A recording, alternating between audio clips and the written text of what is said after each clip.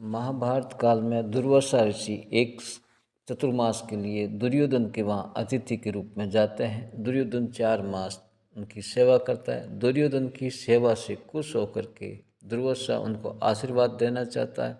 आशीर्वाद के स्वरूप में दुर्योधन उनसे ये कहता है कि आप मेरे बड़े भ्राता युधिष्ठिर के यहाँ पर जा कर के अतिथि बने।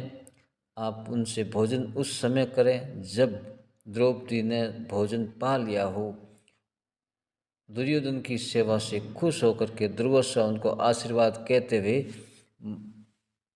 पांडवों के आश्रम की ओर प्रस्थान करते हैं। वहाँ से ऋषि दुर्वासा युधिष्ठिर की ओर जंगल में प्रस्थान करते हैं। वो युधिष्ठिर के आश्रम में पहुँचते हैं और युधिष्ठिर से कहते हैं, हम आपके अतिथि बन के आए हैं, हमारे भोजन की व्यवस्था कीजिए।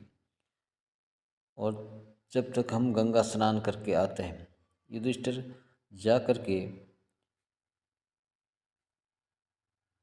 कहते हैं द्रौपदी से, हे द्रौपदी, हमारे अतिथि बन के आए हैं दुर्वासा ऋषि, उनके भोजन की व्यवस्था करनी है। तो द्रौपदी कहती है, मैंने भोजन पा लिया है, बटलोई को साफ कर दिया, अब भोजन की व्यवस्था कैसे संभव है। तो उन्होंने कहा, दुर्वासा ऋषि बहुत ही क्रोधित है, वो हमारा कोई अनर्थ कर सकते हैं, अतएव हमें कुछ करना चाहिए। अब बटलोई नहीं है तो हमारा कैसे भला हो सकता। वो हमारे साथ में कोई ऐसा दुर्वासा है, क्रोधित है, हमारे साथ में ऐसा अनर्थ करेगा जिसका हमें प्रतिफल भोगना होगा। द्रौपदी कहती है कि हमें ईश्वर को स्मरण करना चाहिए, भगवान श्री कृष्ण का स्मरण कीजिए। भगवान श्री कृष्ण ने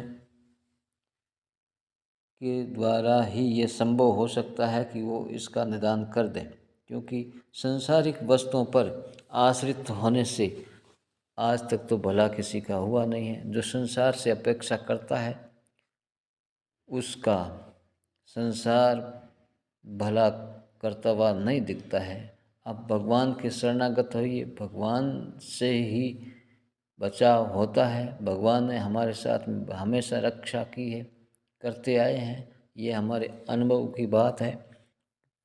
दुर्योधन ने दुशासन ने जब मेरी चीरहरण किया तब मैंने श्री कृष्ण को याद किया, तब भी रक्षा की, आज भी रक्षा करेगी। आप भगवान को स्मरण कीजिए। युधिष्ठिर श्री कृष्ण को स्मरण करते हैं और भगवान उसी समय हाजिर होते हैं और द्रौपदी से कहते हैं कि बटलोई लाओ, मुझे भोजन करना, भूख लगी है। तो युधिष्ठिर कहते हैं कि महाराज, आपको सब पता है, फिर भी आप ऐसा नाटक करते हैं कि आप बटलोई लाइए, उसमें भोजन सामग्री है, मैं पालूंगा। और वो द्रौपदी बटलोई ला करके श्री कृष्ण को देती है। उसमें एक दाना सा रह जाता है, उस दाने को उपयोग करते हैं। जबकि द्रौपदी जैसी महासती बटलोई को ऐसा साफ करती कि उसमें कुछ भी अवशेष नहीं बचता है, मगर ईश्वर की एक विशेष अनुकंपा होने पर कुछ न कुछ तो ऐसा हो ही जाता है जिससे भक्तों की रक्षा होती है। इस प्रकार दुर्योधन क्या, जो दुर्योधन चाहता था वो न होकर के युधिष्ठिर की सुरक्षा में भगवान खुद अवतरित हुए, हाजिर हुए और उसकी रक्षा की। और भोजन पा करके कहा, अब मैं तृप्त हुआ, तुम जाकर के दुर्वासा को कह दो कि भोजन सामग्री की व्यवस्था हो गई, तुम तत्काल भोजन के लिए पधारो। युधिष्ठिर जाते हैं और ऋषियों से कहते हैं कि गंगा स्नान करते हुए ऋषियों से कहते हैं कि भोजन की व्यवस्था हो गई, आप पधारो। तो ऋषि कहते हैं, हम तो तृप्त हो गए हैं, आप जो आशीर्वाद चाहते हो वो चाहिए ले सकते हो, पर अब हम भोजन नहीं पा सकते हैं कभी। इस प्रकार से युधिष्ठिर ने कहा कि सबका कल्याण हो, ऐसा ही आशीर्वाद दीजिए हमको। और आशीर्वाद दे करके ऋषि वहाँ से प्रस्थान कर जाते हैं। इस कहानी से, महाभारत काल की इस कहानी से हमको ये शिक्षा मिलती है कि दुर्योधन ने अपने स्वार्थ की भावना से उनकी 4 महीने तक दुर्वासा ऋषि की सेवा की, मगर प्रतिफल उनको शून्य मिला, कुछ नहीं मिला। जबकि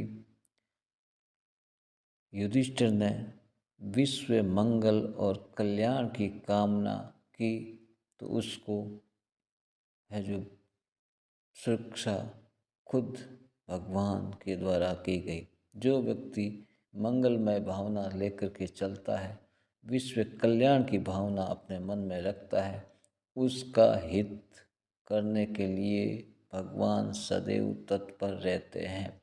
ऐसा हमें इन चरित्र महाभारत के चरित्रों के द्वारा मालूम पड़ता है, ज्ञात होता है। और समय समय के साथ में ये है जो हमको ये एक प्रवचन के रूप में लेना चाहिए कि हमें सदैव ईश्वर से ही अपेक्षा करनी चाहिए।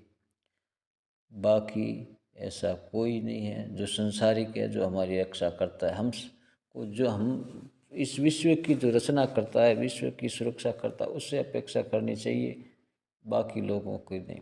संसारिक वस्तुओं से हमें कोई ऐसी आशा नहीं रखनी चाहिए।